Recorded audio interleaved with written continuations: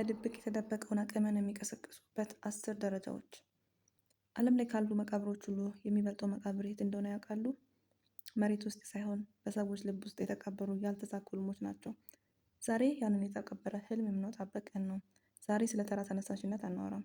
ዛሬ የምናወራው ስለ ዲሲፕሊን፣ ስለ አእምሮ ጥንካሬ እና ስለ እውነተኛ ለውጥ ነው። እንደ ዴቪድ ጎጊንስ እና ቪክቶር ፍራንክል ያሉ ሰዎች ከከባድ ስቃይ በኋላ እንዴት ታላቅ ሆኑ። ይህ ቪዲዮ እስከ መጨረሻው ሲያልቅ ለራስህ ያለህ እይታ ለዘላለም ይቀየራል። ደረጃ 1 ህመምን እንደ ነዳጅ መጠቀም። ብዙ ሰዎች ከህመም ይሸሻሉ፣ አሸናፊዎች ግን ህመምን ለለውጥ ይጠቀሙበታል። ጎጊንስ የዓለማችን ጠንካራ ሰው ከመባሉ በፊት ከመጠን በላይ ወፍራምና ተስፋ የቆረጠ ነበር። እሱ እንደሚለው ስኬት የሚመጣው አልችልም የሚለውን ድምፅ ችላ ብሎ ምቾት ማጣትን ሲለምዱ ነው። ዛሬ ያለ ችግር አንተን ለመስበር ሳይሆን ለማጠንከር የመጣ መሆኑን እወቅ። ደረጃ 2 የ40% ህግ።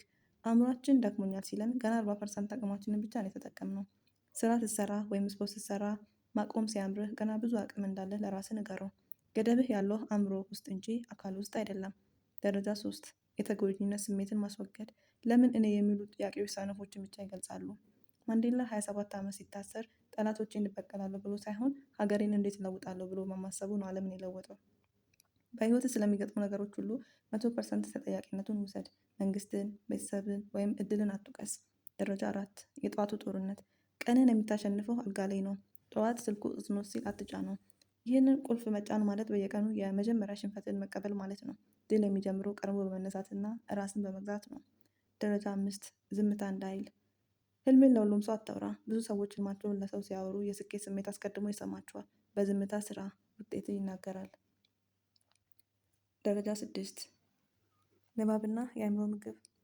ሆድህ እንዳይርበው እንደምትመግበው ሁሉ አእምሮንም መመገብ አለብህ። በቀን 15 ደቂቃ ማንበብ በዓመት ውስጥ ከ20 በላይ መጽሐፍትን እንድትጨርስ ያደርጋል። ይህ ደግሞ አካባቢ ካሉ ሰዎች ሁሉ በብዙ እርምጃ እንድትቀድም ያደርጋል። ደረጃ 7 በትንሹ መጀመር።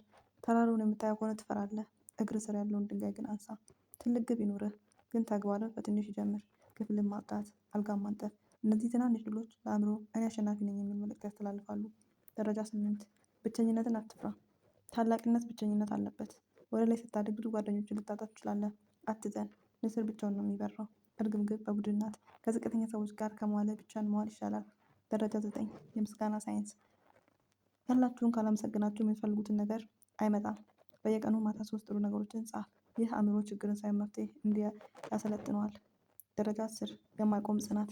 ጠብታ ውሃ ድንጋዩን የምትበሳው በኃይሏ ሳይሆን ደጋግማ በመውደቋ ነው። ጎበዝ መሆን አይጠበቅብህም። ዝም ብለህ አትቁም። አንድ ቀን ትሰራለህ፣ አንድ ቀን ትወድቃለህ፣ ግን በሶስተኛው ቀን ተመልሰህ ስራ። ስኬት የጽናት ውጤት ነው። ይህ ቪዲዮ ሊያልቅ ነው። አሁን 2 አማራጭ አለ። አንደኛው ይህንን ሰምተህ መርሳት፣ ሁለተኛው ደግሞ አሁኑኑ ህይወትህን መቀየር። ያስታውሱ፣ እውነተኛው ስኬት ሀብት ብቻ አይደለም። እውነተኛ ስኬት ለራስህ የምትሰጠው ክብርና የምትሆነው ሰው ነው። በራስ እመን። ይህ ቪዲዮ ከወደዳችሁት ላይክ አድርጉ። ለምትወዱት ሰው ላኩ። በሚቀጥለው ቪዲዮ እስከምንገናኝ በታላቅነቱ ቻው።